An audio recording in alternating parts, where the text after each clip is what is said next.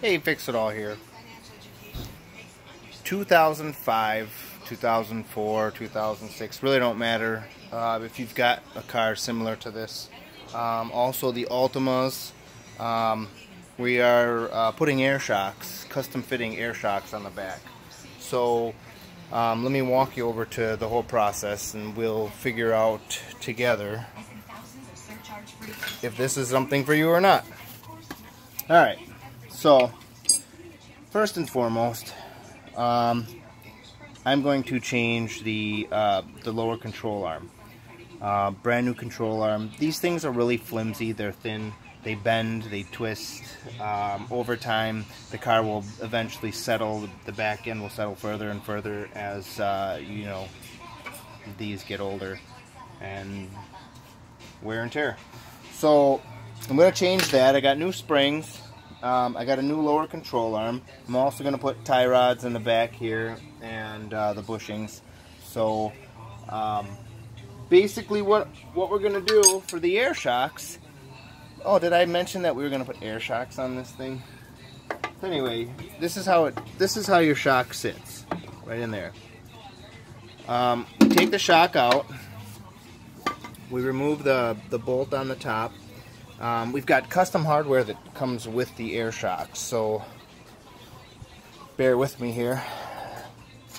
What we're going to do is we're going to put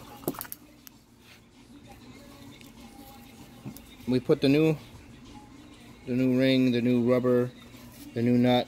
On this particular one, I double up the nuts because the nut doesn't all the way bottom out without squishing the rubber way too much. So you can't tighten it up that way. But what we do is, you see how this is our old shock. We're going to cut this mount off.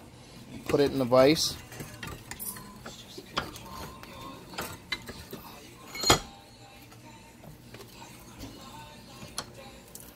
Alright, so we put it in the vise. We're going to cut it off. We're going to come over here. We're going to cut this other one off. Then, to be very careful, this shock right here, this air inlet, is going to run perpendicular to your mount. So it'll actually run kind of like this. The nozzle sticks out the end, and the bracket is going to go running the same way.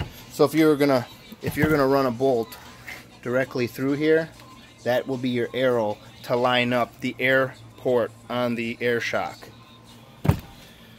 Let me show you what I'm talking about.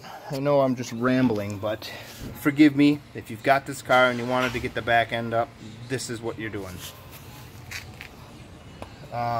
This is my new air shock. See, I cleaned off that bracket and I welded it brand new to the new one. This comes out from the side, so it's not going to hit the tire, and this is lined up, tightened, everything's good. We have brand new spring, brand new control arm, brand new, if you can't see it, sorry, brand new sway bar link. Pretty much all I have to do is finish the other side, run the air lines, and then this one's done. That's it. It's pretty simple. There was no way that I found on YouTube to actually do this job, so I'll just basically walk you through it. Got a 17 right here, we pull that off. Got a 17 right here, we pull that off. Here, up here at the top of this, at the top of the shock, there's two 12s, so you pull that off. That's when you do your magic. I weld my bracket onto the back. I cut the bracket off the other one, weld it onto the new shock. You've got on the back, be careful, those nuts for the back here, up and under here, those are for your alignment. So you got to be careful when you get them out. I had to work it like a strip club. I worked it. It came out, and now I can still make my adjustments to my alignment.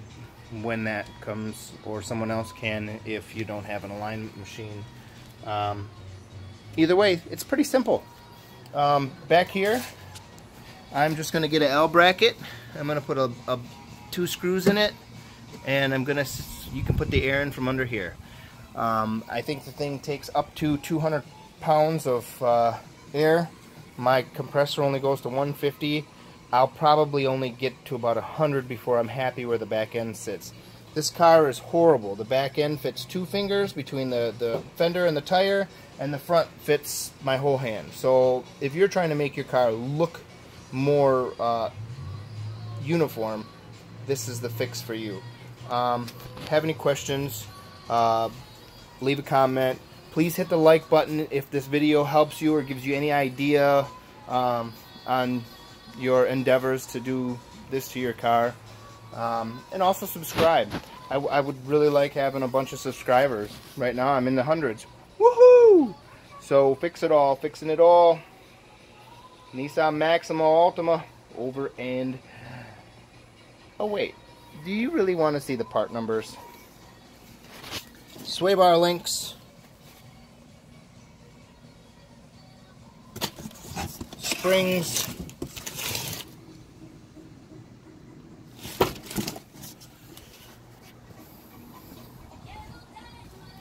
This is where you're going to need this part number. This is the air shocks. They're actually for a 2000 Ford E150. Just so happened to work on one and thought, man, those will probably work. And here for your control arms.